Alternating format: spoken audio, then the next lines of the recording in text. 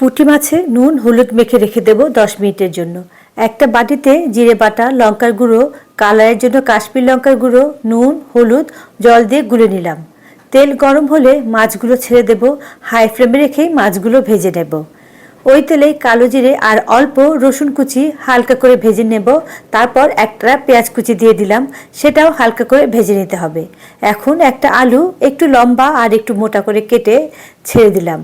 নুন দিয়ে নাড়াচাড়া করে ঢাকা দেব। 70%-এর মতো কুক হলে 15-20টা পেঁয়াজ কলি, মিডিয়াম সাইজের একটা টমেটো দিয়ে দিলাম।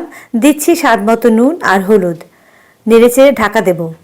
সব কিছু নরম হয়ে এলে গুলে রাখা মশলাটা দিয়ে কষাতে হবে ভালো করে। তারপর ঝোল অনুযায়ী জল দিয়ে মিশিয়ে নেব।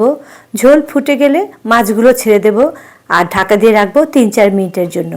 তারপর কয়েকটা কাঁচা লঙ্কা ছড়িয়ে নামিয়ে নেব। গরম ভাতের সাথে দারুণ লাগে পেঁয়াজ করে দিয়ে পুঁটি মাছের এই ঝাল।